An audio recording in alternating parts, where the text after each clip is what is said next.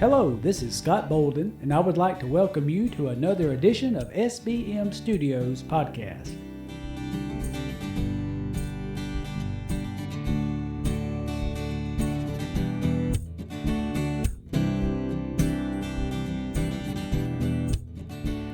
And again, we'd like to welcome everybody back to our second episode of SBM Studios Podcast. We're thankful that you joined us again today, and we're very tickled to have a special guest in the studio with us today, or at least over the cell phone in the studio with us today, and one of my best friends in the world and former football coach at South Lamar High School, Coach Brad Carroll. And we're tickled to have him with us, and I'm going to let him give you a little background and a little introduction about himself right now. So Brad, take it away. All right, Scott. I appreciate you having me. I've been looking forward to this for a while now, ever since you first mentioned it to me. Right, like you said, I'm right here in Duluth, Georgia, and I am the offensive coordinator for the freshman team, football team, and special teams coordinator for the varsity football team at Peachtree Ridge High School. We just finished year 8 at Peachtree Ridge. It doesn't seem like I've been here that long, but that's where we are, going into year 9. And originally from Gordo, Alabama, not just right down the road from me, and graduated from Troy University, where I met my wife Allison, and we left there. Got married in 1995 after we both graduated from Troy, and went to Florida for my first job. I was the offensive line coach at Walton High School in Definiac Springs, Florida for 6 years. And we left there, came back to Alabama. I was the offensive line coach and linebacker coach at Gulf Shores High School for 1 year. And then got the head coaching job at South Lamar when Coach Byers retired in 2002, and stayed there until 2008. And left there and came to Georgia and I did all different kinds of things at Chapel Hill High School in Douglasville, Georgia. I was there for 4 years. It was a great experience. And like I said, I was offensive line coach, linebacker coach, offensive coordinator a couple of times, all kinds of things while we were there. And then came here to Peachtree Ridge as a linebacker coach in 2012, I guess it was. And one of the connection there was the head coach here at Peachtree Ridge at the time was a guy named Mark Fleetwood. And he was the secondary coach at Troy when I was a GA there. And we kept in touch over the years. And he was looking for a linebacker coach, and I was looking to make a change. And, so I wound up here at Peachtree Ridge. My 2 daughters, my oldest daughter is going into her last year at Young Harris College up in Hiawassee, Georgia. She's going to be a kindergarten teacher. She's going to be doing her student teaching next year. And my youngest, Riley, is about ready to graduate. We hadn't quite figured out yet exactly what that's going to look like. There's going to be a virtual version of that next Saturday, and then hopefully she'll get to put the cap and gown on somewhere around July 17th and actually walk across the stage. So we're hoping that things open up enough where we can do that at that point. And my wife Allison is a special ed teacher at Jones Middle School up in Beaufort, Georgia. And she's done a bunch of different things while following me around in the coaching business.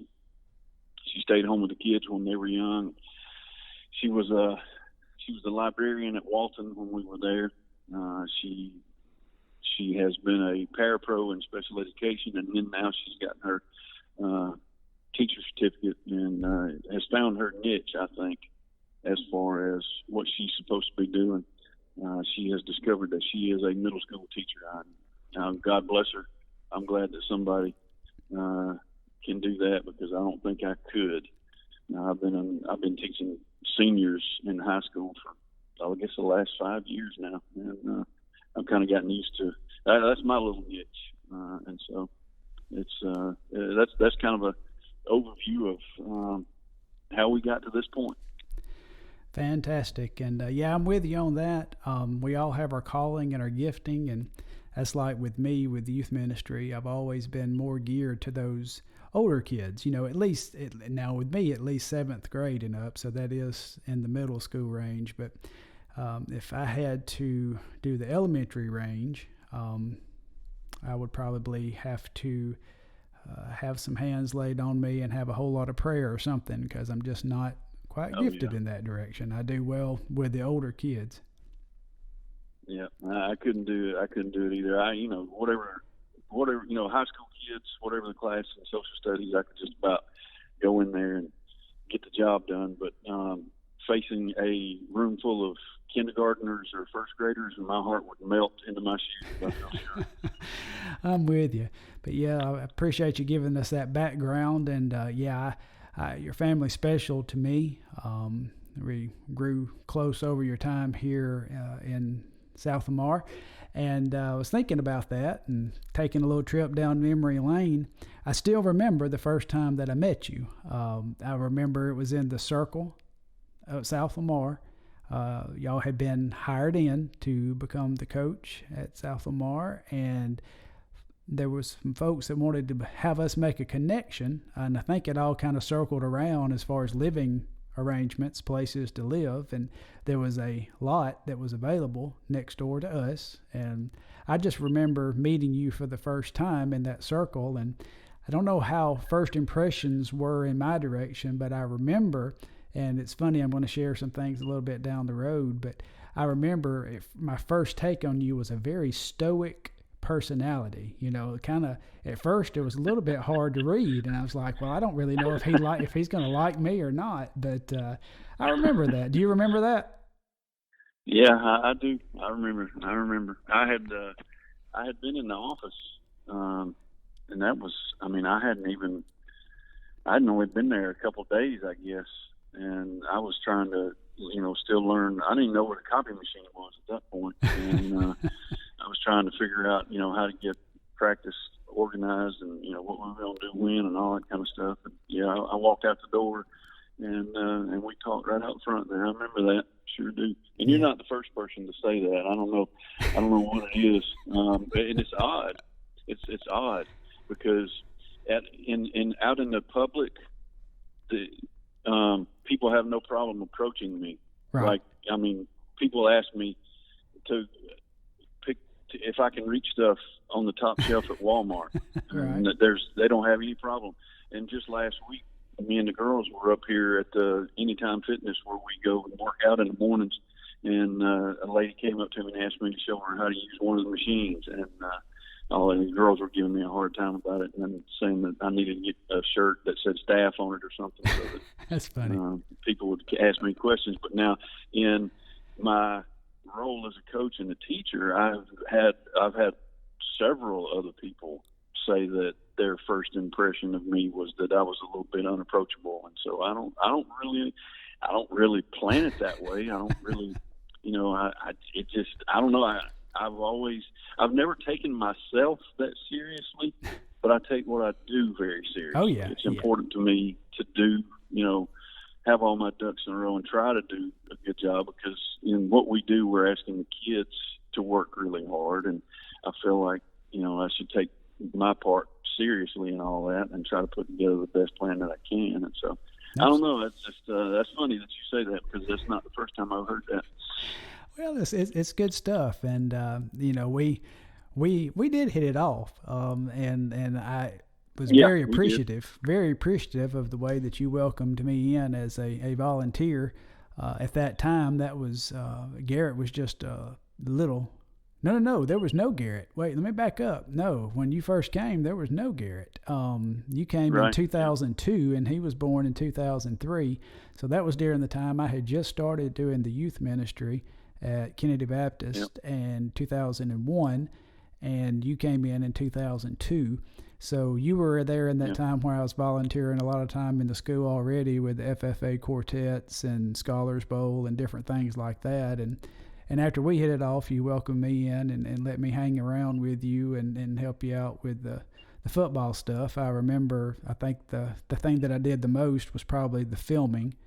I've got some funny memories on that with different things. But one thing is you told me pretty quick into it that when you and the coaches or the team were watching, y'all had to turn the volume down because I hollered and talked too much while I was videoing for you. So I remember that. And then one of the funniest things I remember is when we were playing a school not too far down the road, and there was a team I think that was supposed to beat us. And during the course of play, on a kickoff, there was a crackback block it was pretty nasty. We one of our guys ate up one of their best guys, and this place is kind of a rough place to play.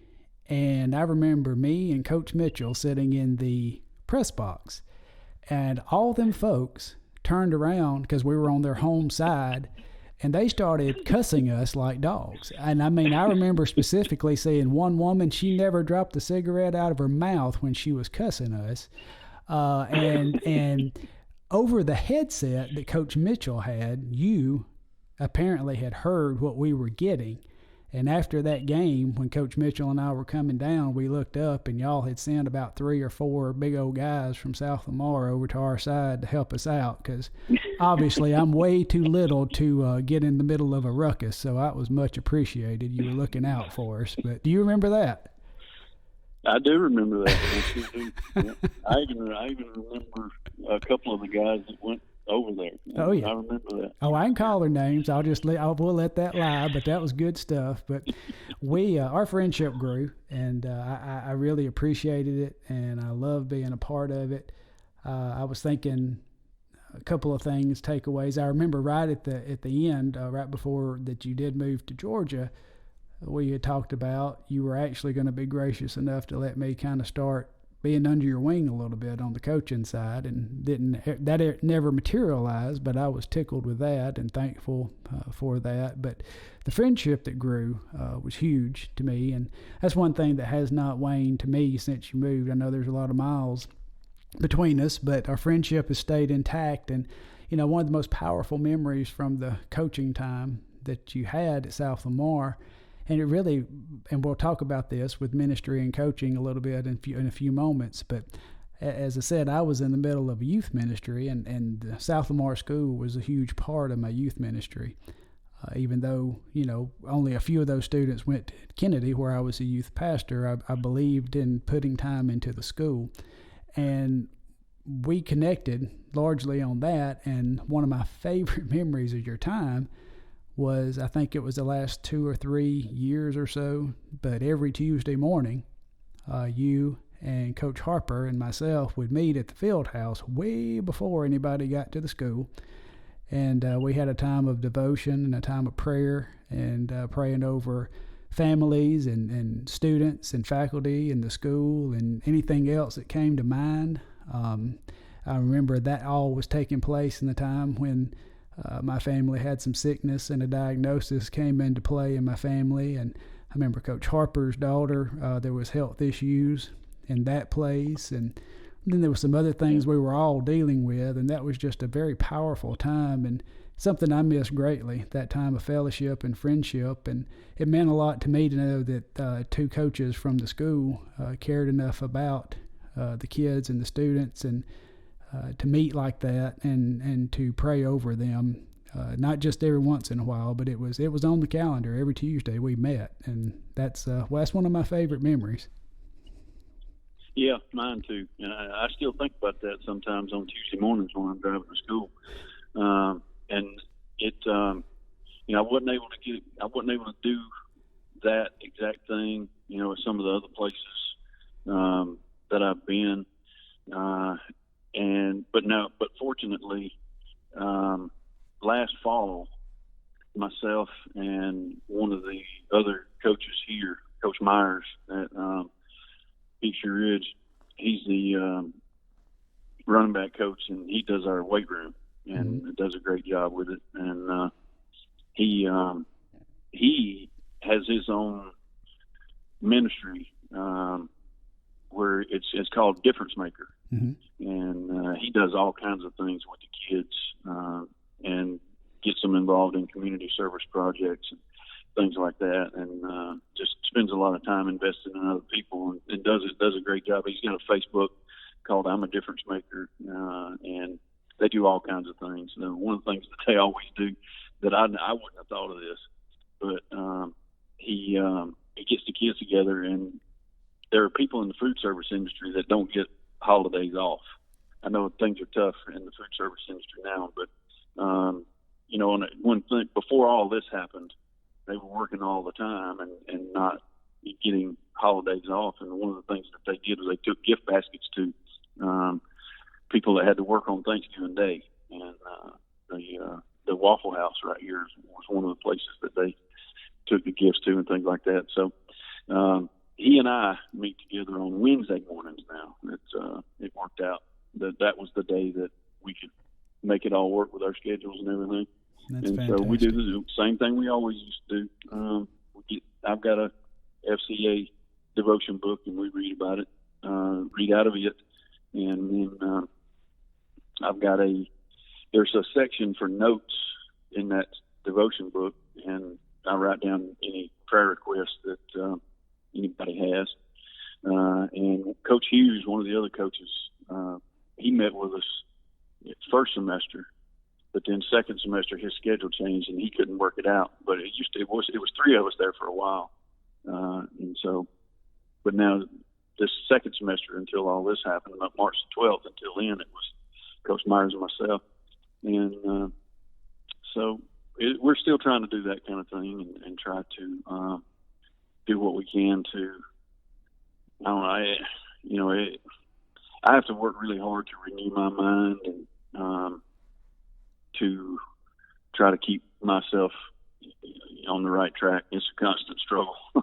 So I need all of those kinds of things that I can get. And I've told this story lots of times. I've told it to my Sunday school class. One of my two favorite things about all that was, number one, was the time that you and myself and Josh spent together studying the Word and praying for each other and for each other's families and for the kids and stuff like that. And then the other thing that I've shared with my Sunday school class numerous times was the fact that journal that we kept, where we'd write down things that we were praying about, and then we'd go back, and when those prayers were answered, we'd write the date that they were answered in a red pen, somewhere near or underneath what we had been praying about. And I always thought that was a really good thing,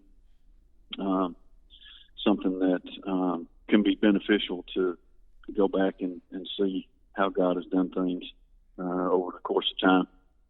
That's right. It was a blessing indeed, and cherished times.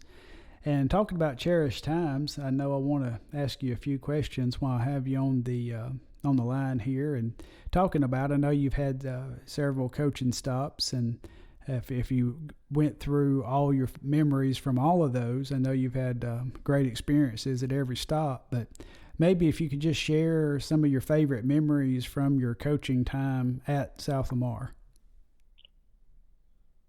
Well, wow. That's going to be tough because there were so many of them. Right. Our friendship, of course, has always meant a lot to me. And I have not done a good job of keeping in touch with people over the years because, I can get busy and I can get tunnel vision and I can, get focused on me and look around and realize I hadn't talked to somebody in months or even years, especially people I worked with prior to cell phones being common. And I am that old that when I first started coaching, my wife had a cell phone that was permanently attached to her car. Oh, wow. And that was the only one that we had. And so, it's a lot harder to get back in touch unless they've gotten on the social media deal. It's really hard to reconnect with folks that, you work with because they've gone on and, right. That kind of thing. So sure. I'm happy that you and I have been able to stay in touch. I remember like you said, that first day that we met, and the reaching out and the people making sure that I knew that I was welcome and things like that, and so that meant a lot. And then I guess the first memory that is vivid is that first win. Right. We went through that tough first season when I first got there, and went 0-10, and we lost 4 games in the middle of the season that year by a grand total of 7 points. That's right. And we're just really close to being able to win a game or two there in the middle of the season, and that from the time I took that job to now was 18 years ago. Mm-hmm. And I've learned a lot since then, and I've talked to several former players since then that I've been able to keep in touch with. One of them real recently, and I apologize to them for being that they had the misfortune of playing for me when I was that young and didn't know what I was doing. And it was a learning curve for me, and I thought I knew a lot. I didn't know too much, and we went to work after that first season and tried to put together, do a better job of putting together a plan and that kind of thing. And the kids bought in, and they were hungry to win. And so that first win against Lamar County in 2003 was that'll always be foremost in my mind, because that senior class had been through so much as sophomores and juniors, and then coaching change and that kind of thing. And so they fought through a lot and hung in there with me, and we were able to win 6 games that year and make it to the playoffs and that kind of thing. So that's always, I'll never forget that. And then let's see, the playoff win up at Hazelwood. That mm-hmm. was a big one. Yep. That was we rode into that place, and all the good boys that played at Alabama and all the great players that have come through that place. The locker room that they put us in had all the state championship years painted on the walls and all that kind of stuff. I'll never forget, I was standing outside. It was pregame. It was after pregame warm-ups, and but before it was time for us to go out, and I'd already talked to the kids, and I kept it brief because I was about ready to throw up, and I needed to get away from them as fast as I could. So I walked on outside, and I was standing on the field. I'd already gone through the gate, and the kids were still inside, and it was starting to sprinkle rain. And Hazelwood is right there in Town Creek, Alabama. Right. And it had started to sprinkle, and there were people everywhere that night. I mean, the place was packed, and there were some old guys that were from Hazelwood that were standing right behind me. As I was a little ways away from the fence. I don't know, like 10 feet at the most.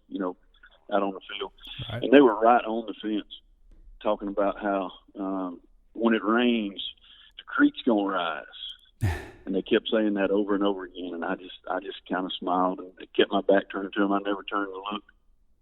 And they said something about I don't know, I can't remember exactly what they said, but something about we'll be right here after the game. But when I walked off the field after the game, they wasn't nowhere to be found. I hear you. And so the kids really played.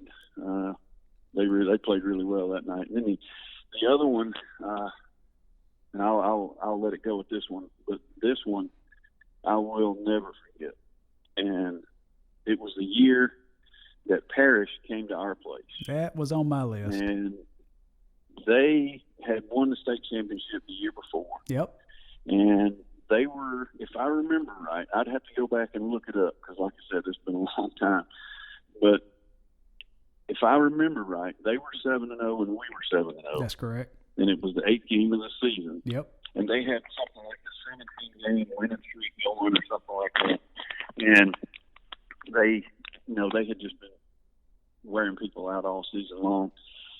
And so, we got the films and we went to work and we put in, the best plan that we could. And I didn't do anything different that week because I don't know. I've never wanted to try to impress on the kids that one game was more important than the other, right? And that you need to, you got to really play hard this game, or as opposed if you say the words you really got to play hard this week, then that implies that you didn't really have to play all that hard in the other games or the next week or whatever. Right. And so I tried to keep everything as normal as possible. I tried to, just put our plan in and work on us and do the best we could. And for whatever reason, they were super locked in that week. Yes. And they were super locked in that whole year. But that particular week, it really stood out to me, I guess, because nobody really gave us a chance to win that game. And so I went to I was real part of my pregame deal at South Lamar always was, there were several of us that were at the field house in the afternoons after pregame meal and working the hours that I did and, trying to do the job correctly. I was always exhausted by then. And so I tried to steal me a little power nap. While the kids were resting, I tried to steal me a little power nap there in the office while the kids were resting. And one of the coaches came and woke me up and said that Parrish is here, because during that time we didn't have a huddle and those kinds of things. And so I had 2 VHS tapes that the Parrish coach had given me. And so part of my pregame deal was when the other team showed up. Some of the young coaches, if any young coaches hear this, they're going to think this is funny. Part of my pregame ritual was to go and meet the coach when the bus pulled up and make sure that they had everything and give him his tapes back and get my 2. And so I walked over. I gave him a few minutes to get off the bus and get settled in. And I went over and Coach Gay, I think his name was, and I met with him and we talked for a minute. I gave him his tapes and he gave me mine. We stood there and talked for about 15 minutes. And while we were talking, he had to leave. He had to say, "Coach, excuse me a minute," and walk into the locker room and yell at the kids to sit down and be quiet and be still and focus on the game and all that stuff, that we all say. And I walked back. When we got done talking, I walked back over to the office and told the coaches, well, I don't know how this is going to turn out, but I think we got a chance, because I think that we're a little bit more focused than they are. Yep. They're used to winning, and they don't think much of us. And this was my impression of how that went down. And the other thing that we always did, after the pregame warm up, everybody come back in, get something to drink, and we'd pray, and then we'd turn the lights off. And the kids would just sit there. The lights off thing wasn't my idea. I don't remember even how that came about, but the kids liked it. They bought into it or whatever. So they turned the lights off. And, there's that drop down window between the equipment room and the locker room. Right.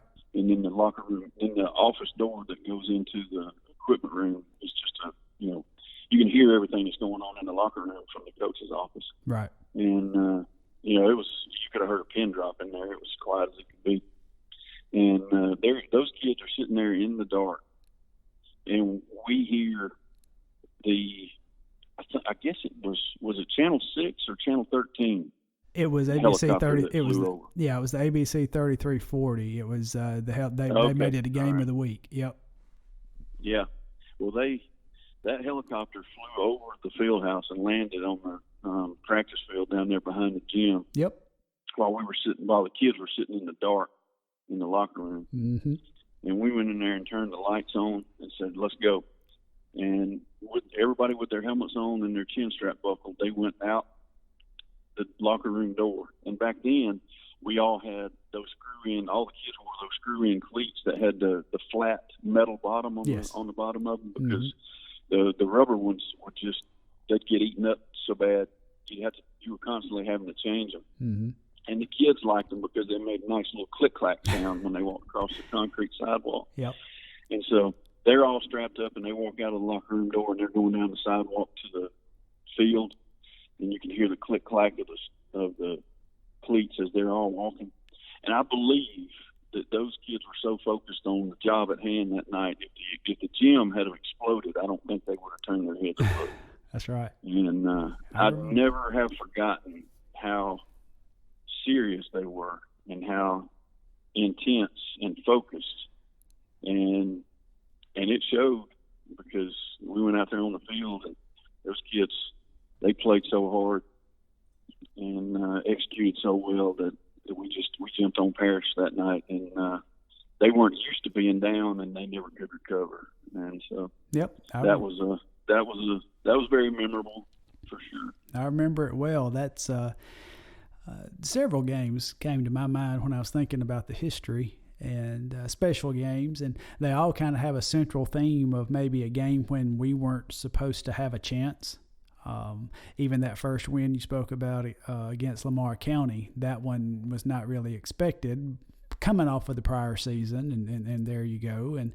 And then you're moving on, and you have the game like you mentioned, and I remember an ACA game where it was down to who had the ball last, and they were supposed to dance all over us, and it was a good time. But, yeah, that Parrish game is special to me too. I remember so much of what you just said, and that was one where something happened, and our regular PA announcer was not going to be able to be there, and I remember somebody at the school, could have been you. Somebody asked me what I consider doing the PA announcing. So I actually did the PA announcing for that game. And the humorous thing I say is because the one who's doing the PA during the time kind of went over with me about, now you got to be real plain and call it real straight. Don't do anything kind of.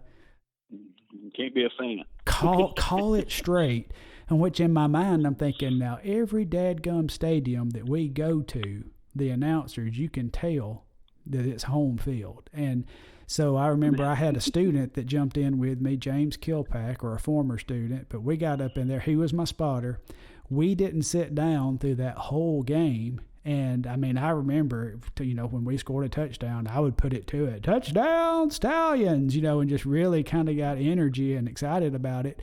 And then I never got asked to do it again. So I thought, well, I guess I did have too much energy, or I just, I don't know. I thought it didn't need to sound like we was at a funeral. I thought we needed to be at a home ball game. So I remember that. But that was a great game, and lots of good memories. And I know in your coaching career, just like everybody has kind of a stamp put on them from experience or from mentors. But if you had to choose or pick an influence, maybe it's a coach or a former coach, who would you say kind of influenced you as a player and a coach through your career?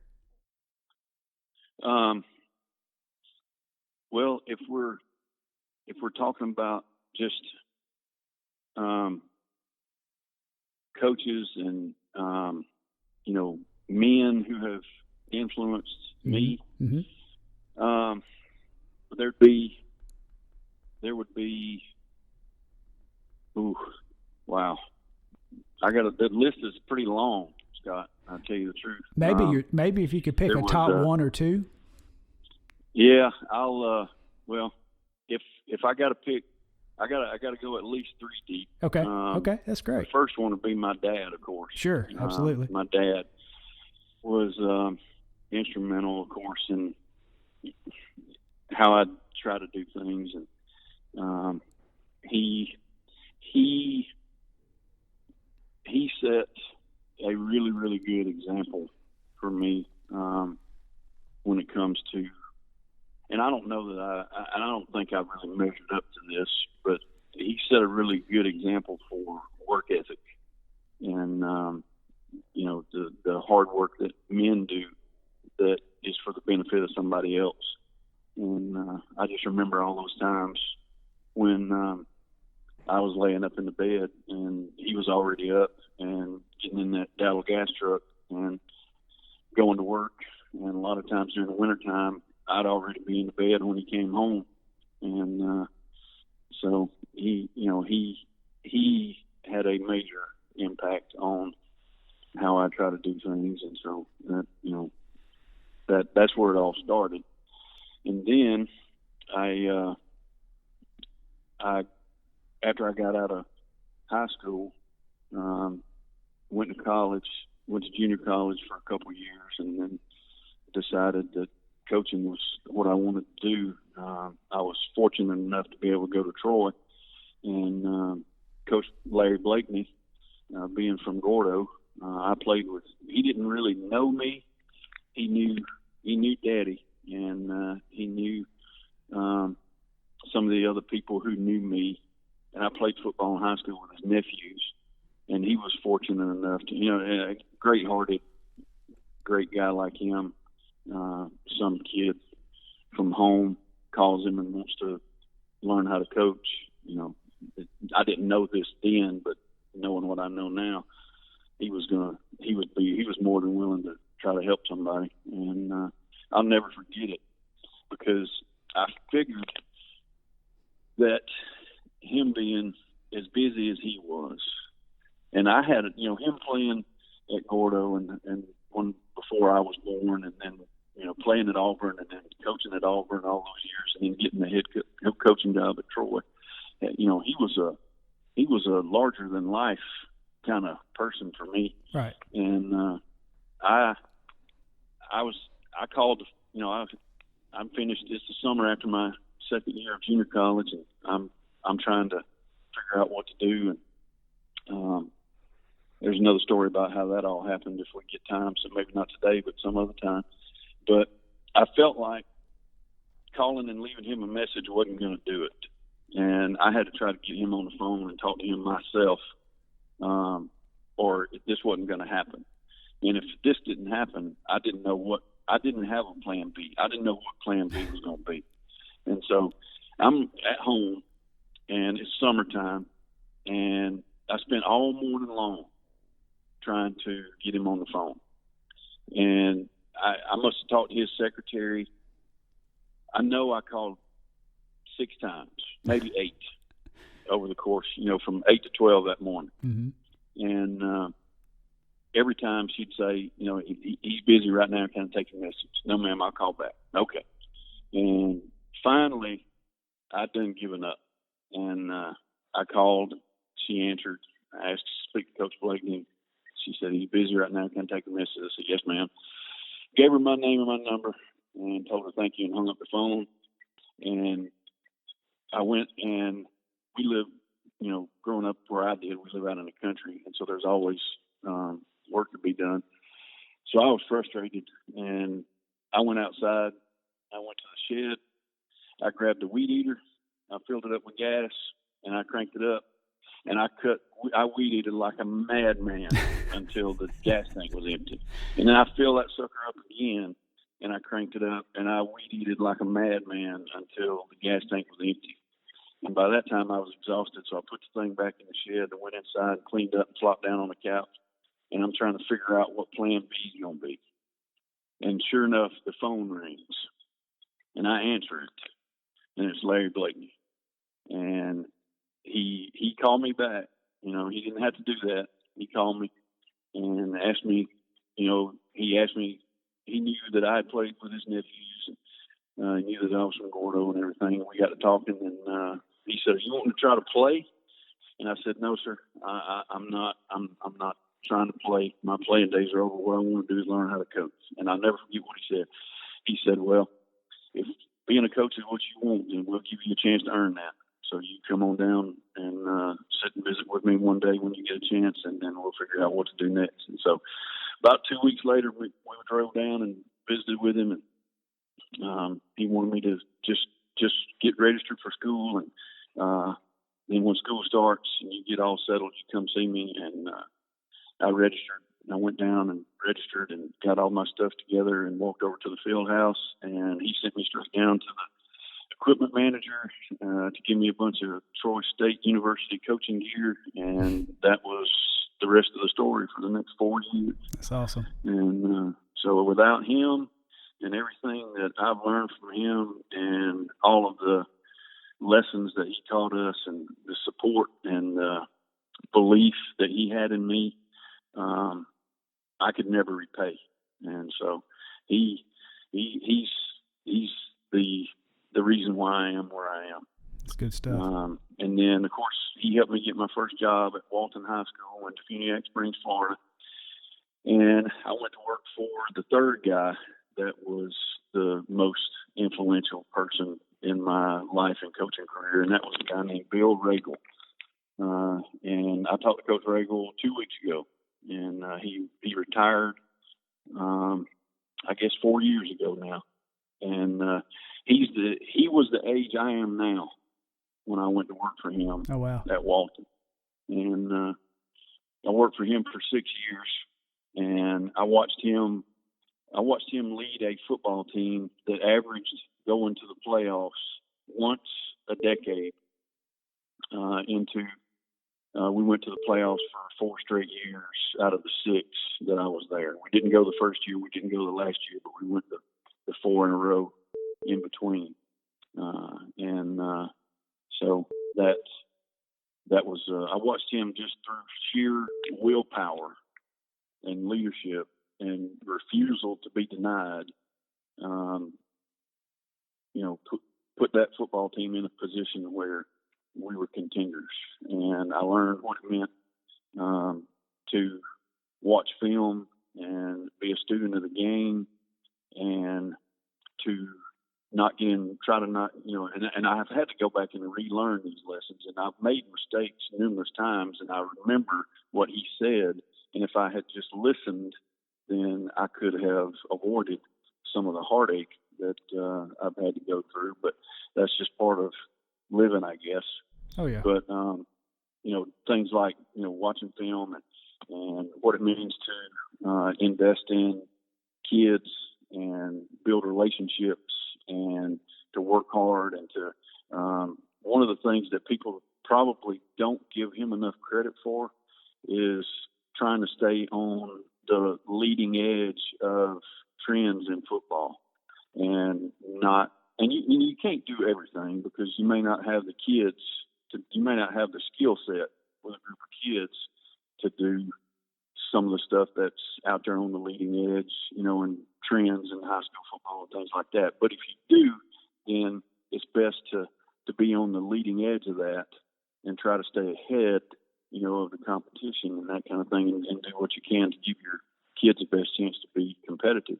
Because it was with him that I really learned what the spread offense was all about. Okay. Because when I first went to work for him, we were mainly an I formation team, tight end, under center, 2 backs, running ISO and right. power and toss sweep and counter and all that kind of stuff out from under center. And then we would get in the shotgun and that kind of thing, run some, drop pass concepts and things like that.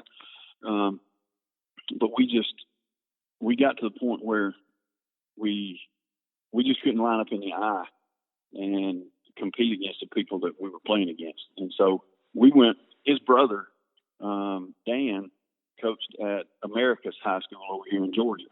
So we left Defuniak Springs one morning and drove to America's, Georgia, and got a hotel room and went to America's High School and spent 2 days with his brother Dan learning the spread offense. Okay. Because Dan had been down to Valdosta and had learned it from Hal Mummy when he was down there. Yeah. And brought it back just exactly like they ran it at Valdosta. And so just a few weeks ago when the XFL was still playing games and Hal Mummy was calling plays over the microphone and you could hear what he was calling, I know what Blue 92 is. Blue 92 is the exact same as it was in 1994 and prior to that. So that was kind of cool. But but my point with all that was that Coach Regal recognized the fact that we can't continue to do what we've always done and Right. compete. We got to try to do better by our kids than that. So let's go learn something new. Right. And then, of course, that later on would lead to, after I left Walton, and that would later on, Coach Regal and I would reconnect again, and we had both become familiar with the Tony Franklin system by then. Mm-hmm. And and that was just another example of, trying to take it to the next level as far as looking for everything that we could find to try to give our kids a chance to be competitive. But that's just a few of the things that I learned from Coach Regal. And like I said, I just talked to him on the phone a couple of weeks ago and caught up with him for a few minutes. He was another one that was very, very influential in my life and coaching career, and kind of reason why I am where I am. Yeah, those are fascinating stories, and I know you said something about even could go into another story for another day. And one thing that I'm thinking, because I'm looking at our little outline that we had here where we may go in discussion, and I don't even think we're halfway through, so we may have to split at some point, and we'll do this again if it's okay with you. But sure. You were talking, and I picked up something that you said. I think it was from Coach Regal about investing into the players and investing into the young people. And so I'm going to kind of turn this into a direction, and I didn't really prepare you for this part. I mean, you have a little bit on the outline about the question I'm going to ask, but I had reached out to some young folks. They're not young anymore, but they were young when you and I were in the schools working. And young people who played ball for you, who you taught in the history class and were at South Lamar School when you were here. And I just kind of put out a question, maybe give me a few words about Coach Carroll. And I was fascinated because a couple of weeks ago when I did my first podcast and I was wanting to do the senior edition, we've got like 40-something seniors in our class, and I'd reached out to all of them about giving me like a little shout out to using this thing. And out of 40-something kids, I got responses from 3, which is not a really good percentage. But in this case, when I reached out to ask about words about Coach Carroll, I reached out to 8 kids, 8 young people, and I quickly got 8 responses. I mean, really fast. I got responses, and kind of going through here, I highlighted some stuff that they said. Probably just going to use first names on this. I didn't really ask about the putting on the podcast, but Andrew was one that I talked to, and some things he said. He said he's the best life lesson teacher and motivator that I've ever had in my life. Stuff he taught me through coaching has helped me get to where I'm at today, for sure. I also talked with Michael, and he said Coach Carroll led us using Christian values. Even when he corrected his players, you always knew it was coming from a loving place. So many coaches try to lead and correct using fear and intimidation, but not Coach Carroll. I'll be forever grateful to him for the life lessons I learned while playing for him. I also talked with Jeremy. He said Coach Carroll was a man of integrity who taught us about more than football. One of the first things he told us in our first meeting with him was that he wanted to develop us into men of God, good husbands, good fathers, and productive citizens. And if he does that, he said he felt like he was doing his job. I talked to a young man, Alan, and he did not play football, but he was a student, and he was going to play, I think, the next year for you. But he said he was so much more than a history teacher or coach. He instilled character. As a role model, someone I hold in high respect, compassionate about influencing not only his students or his players, but the community. His isms still come up to mind day to day, like the right thing is never the easiest thing to do. Then I talked with another student, Allie, and said that it says a lot about a teacher who would still come see you after you have a baby in the hospital teaching you years ago.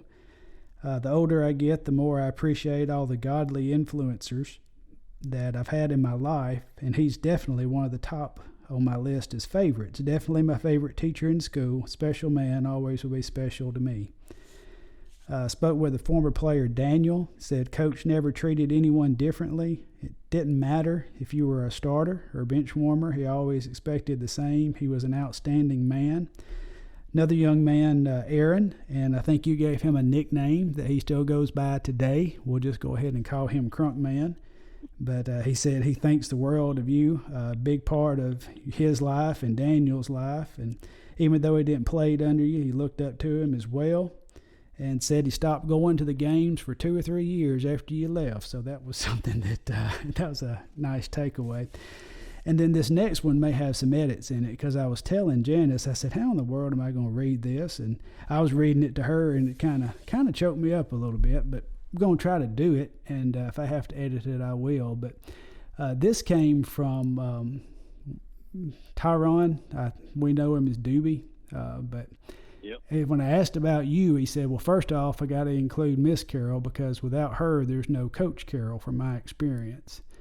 Said Coach Carroll was a guy who had one facial expression and was hard to make bluff.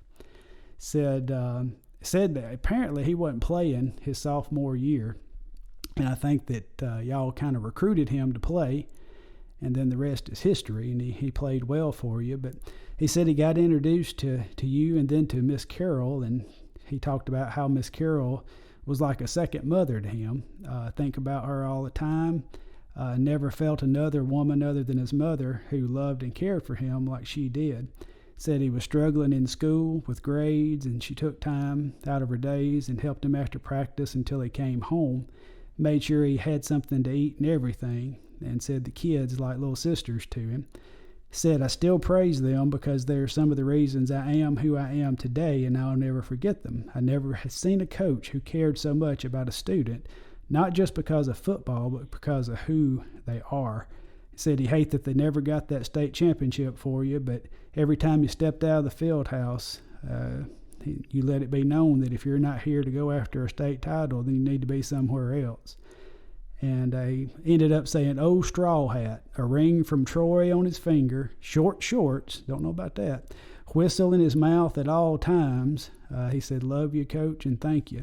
So reaching out and hearing and getting these words from your former students and your former players, there's more than a coach thing going here. You know, coaches come and go, teachers come and go, but some people have impact on young people's lives. And it's obvious from you and your coaching philosophy and your style that you see your calling to coach young people being more than just coaching them to win games or how to correctly block or how to correctly set their feet when they're going to throw a pass or how to run a route from the route tree or anything like that. It seems like you see your coaching calling as a ministry, and I was going to put that in form of a question. Am I right on that? And maybe talk a little bit about that philosophy and how you kind of transition your coaching to ministry to young people.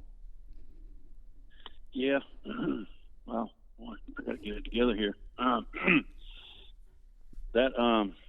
don't know what to say about some of that, I swear. I think that I appreciate all those kids, and they're all, like you said, they're all grown now, got families of their own.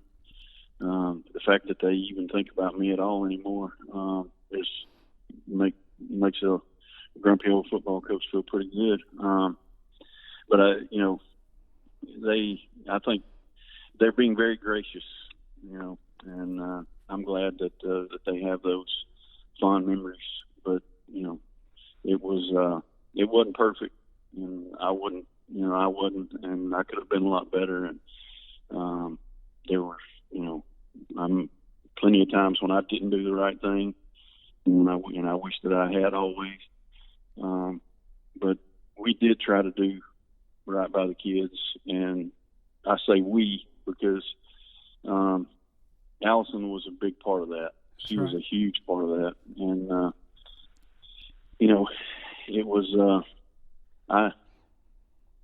and it wasn't. It just kind of happened. It wasn't anything that we really talked about. It just kind of happened because that's who she is and how she does things. She's doing it for kids right now. it was we tried to use that position that we had to try to build relationships with some kids and let them know that they were more important to us than for just what they could do on the field. You know, we wanted them to know that they were important to us and that we were there for them, and that you know, we wanted the best for them. And we tried to build that relationship and spend time with them. And I'll never forget all those times that we would have kids over to the house. When you coach single A football and you only got about 40 kids, you can, you know, do like we did and have a big get together at your house before the season starts and bring the whole team in. I remember those. That's what we did. And yeah, because some of them would be parked in your yard. That's right. And then on Thursday nights, it was a sweet deal the way Alabama had it set up. We can't do it over here because we play all our sub-varsity games on Thursday nights.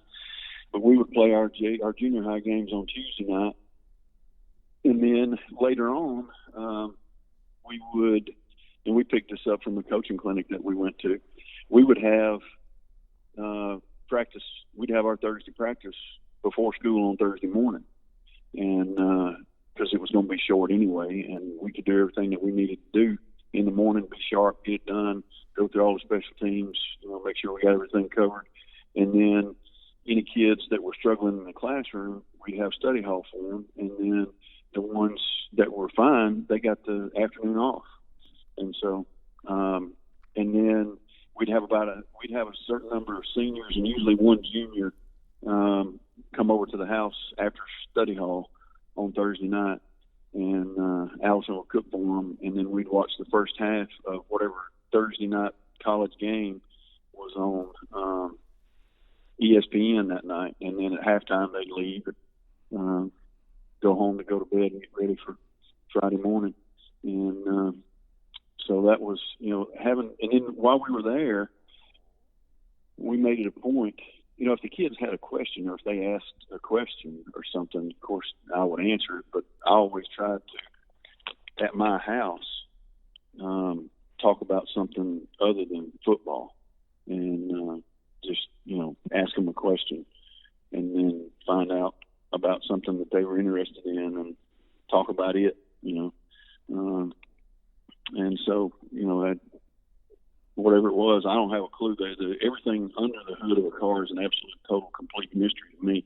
But if that was his thing, then I'd let him tell me all about it. And I learned a lot. And I'd never duck hunted before. Learned how to duck hunt while I was there.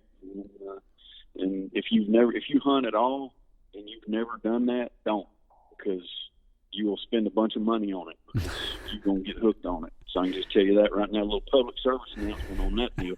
Because I never thought I'd like it until I went the first time. Right. And so it was, you know, things like that. And I learned that from Coach Ringle.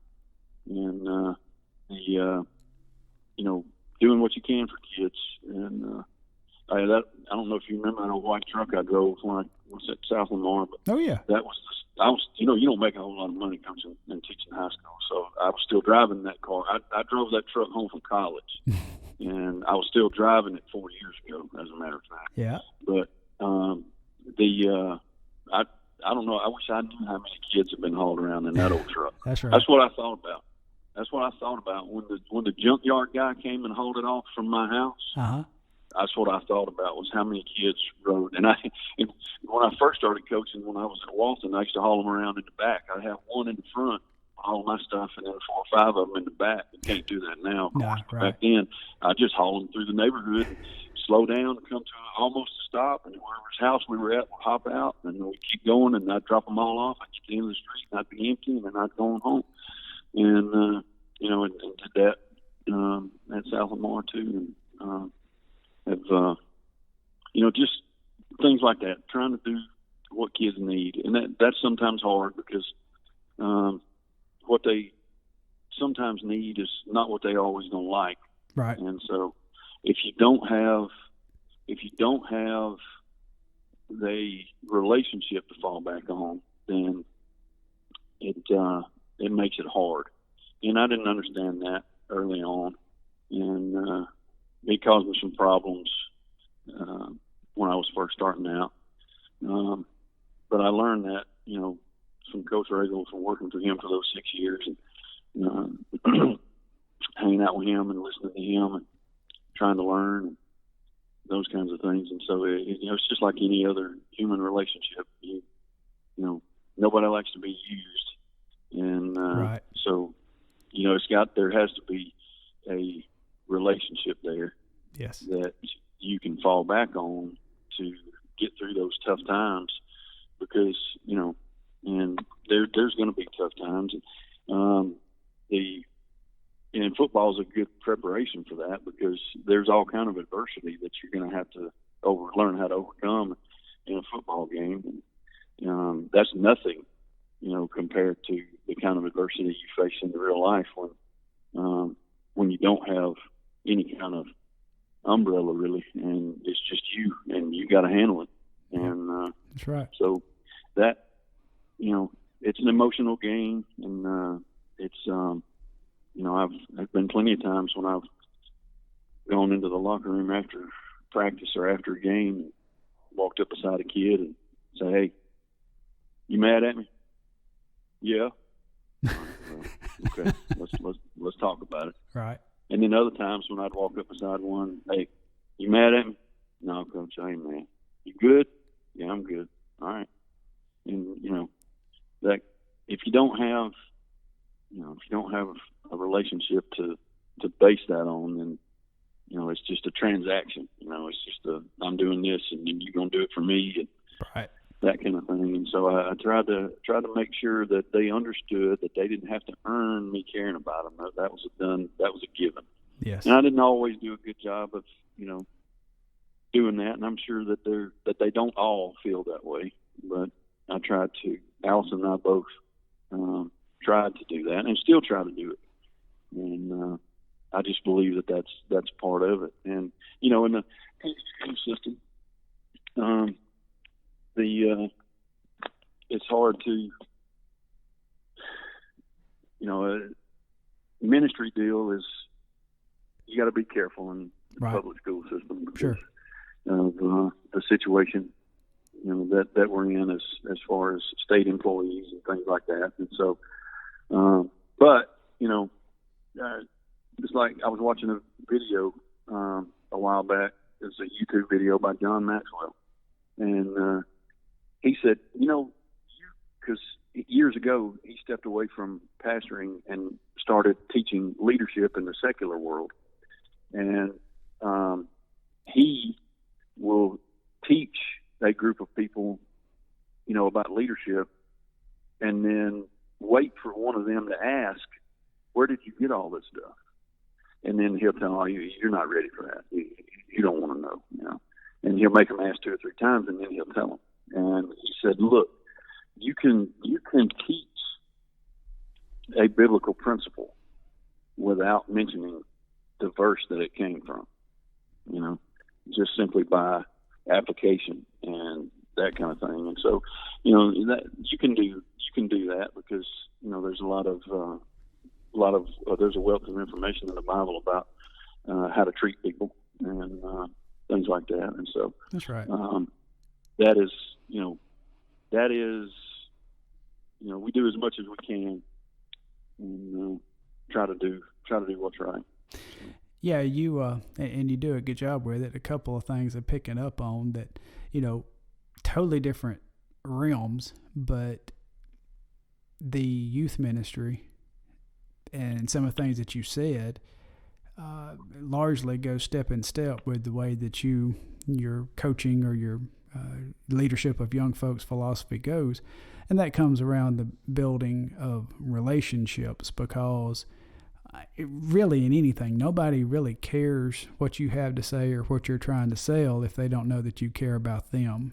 And, with that and investing the time and spending the time, and, it was kind of the same situation. I didn't quite have as many kids in the youth group as you had on football team and students and all that. But, our house was always open door philosophy to young folks. Anybody who wanted to grow relationship with us, we had an open door, and several relationships with young folks was developed, because that was always our ministry philosophy with young people, is to let them know that they were loved. And yeah, you're right. Sometimes some of the things that young folks need to hear is not what they want to hear. And to get to that point, it comes a whole lot better if they know in the beginning that you love and you care about them first before that comes. And yeah, thinking about it, even through the years, I've seen and I've learned even more, not only in youth ministry, but in music ministry and whatever. I remember a young guy came to do a youth rally for us, and I was used to, when I've had musical groups or speakers or people come from youth things or maybe a concert or something like that. And, before the concert, most of the time, these folks are back behind stage and doing whatever, maybe getting ready, preparing themselves, maybe having times of prayer. I don't know what they're doing back there. But when this young man came, the thing that got me, I was watching him, and before it was the night that it was time to start, I noticed way beforehand, as the students were arriving, because we had people come from all churches all over the place, and he and the folks that were in his band came out, and they were just walking around talking.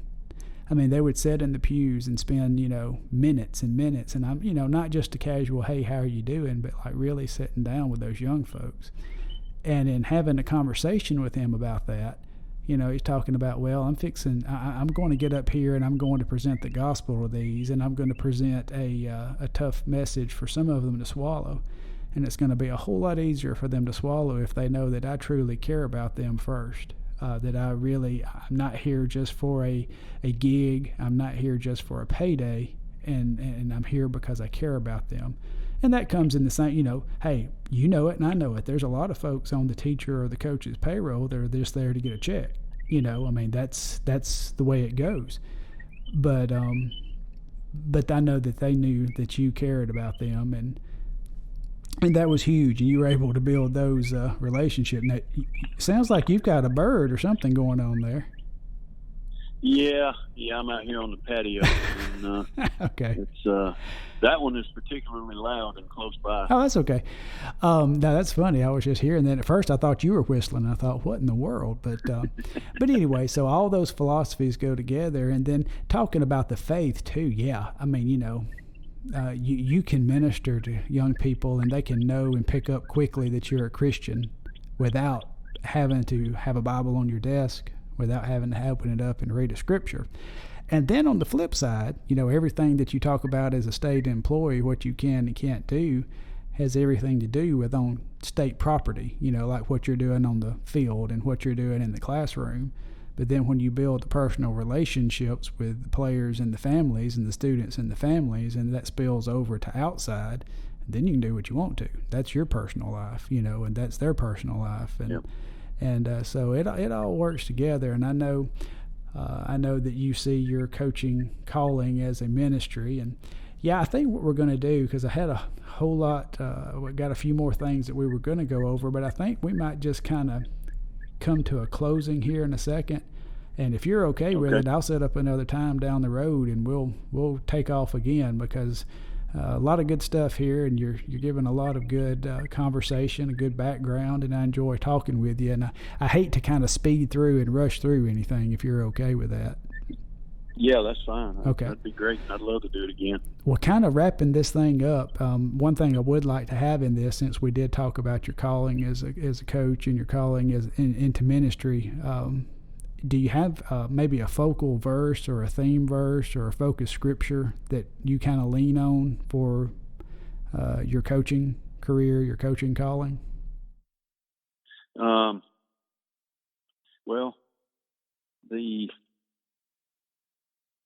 I've always been partial to Jeremiah 29:11, of course, because the reassurance that the plans that God have for us are good ones, and so that one's always been good. And then I guess the other one that, if I had to pick, would be I can't give you the exact verses, but it's most of the first chapter of Romans. And at some point, somebody, and it's a checklist, and there's nothing I like better than a checklist. And at some point, somebody must ask Paul, why people act so crazy? And he says, because although they knew God and knew that he existed, they refused to acknowledge him or give praise to him. And as a result, he gave them over to futile thinking and a darkened heart to do what ought not to be done. And so if you take that and reverse it, if we know God exists and we acknowledge him and we praise him, then our thinking won't become futile. We can renew our minds, and then our hearts won't become darkened, and that's got to be a good thing. That's awesome. That's awesome. And some folks in my circle too will think that I put you up to that Jeremiah 29:11 verse, because that's a focal theme of SBM Ministries, and even the theme music for this podcast is a song that I wrote called "The Plan You Have for Me." And so somebody may cry foul, but you didn't know that going into that. No, I didn't.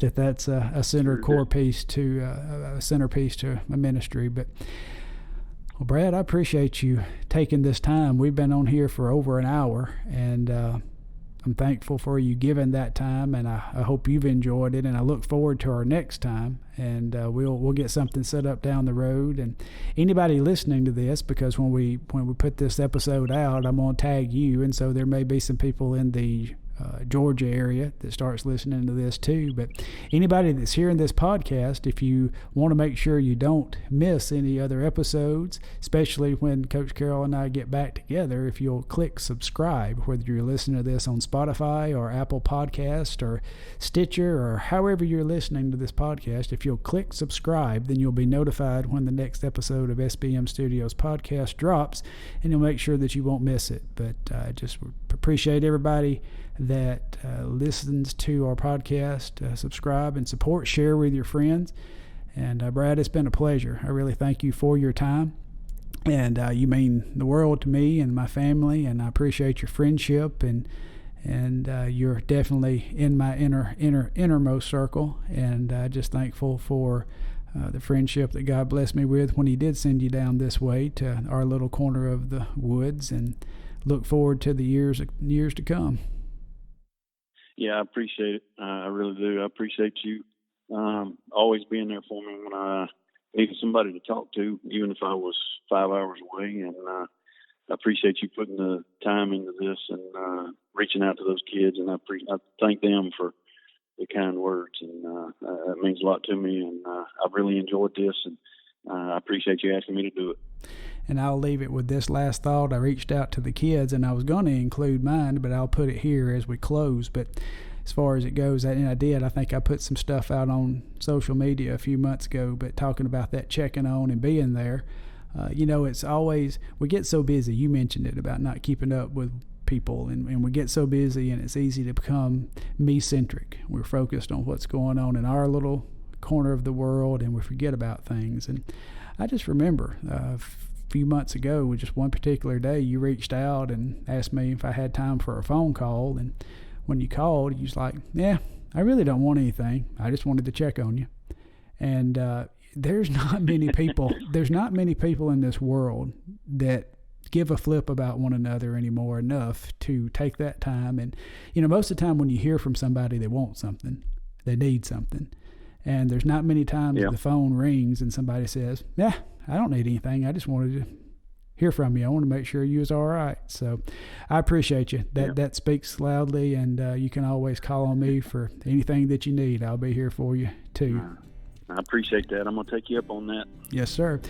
And again, we thank everybody for listening to our podcast, the SBM Studios Podcast, and we hope y'all have a blessed rest of the day. God bless you. We'll catch you next time.